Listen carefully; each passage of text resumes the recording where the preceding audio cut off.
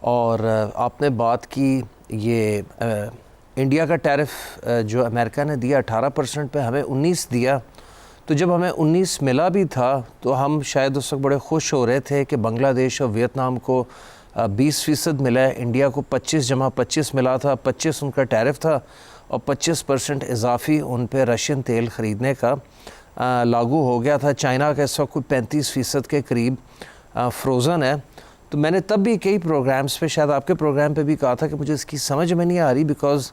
ہم امریکہ کو $5 billion export کرتے ہیں اینڈ $2 بلین امپورٹ کرتے ہیں، تو ہمارا ان سے ٹریڈ ڈیفیسٹ ہے ہی $3 بلین کا، جبکہ بنگلہ دیش کا کوئی $7 سے $8 بلین کا ہے، انڈیا کا $48 بلین کا اور ویتنام کا $125 بلین کا. تو ہمیں تو 15 سے 16% ملنا چاہیے تھا، بیکاز ہمارا trade deficit with U S سب سے کم ہے پورے خطے میں. پلس ہماری چونکہ کاسٹیں اتنی ہائی ہیں، جیسے ایس ایم تنویر صاحب نے کہا، تو اگر ہمیں 15-16% ملتا،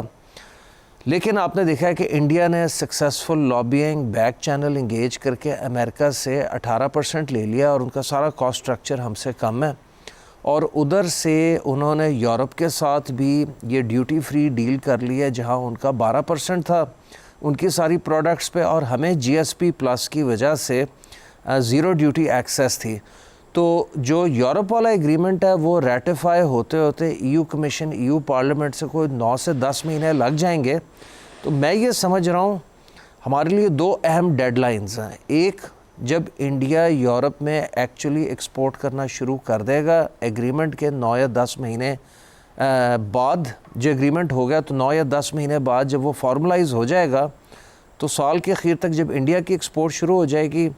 تو ہماری ایکسپورٹ کو خطرہ پڑ سکتا ہے ٹو یورپ.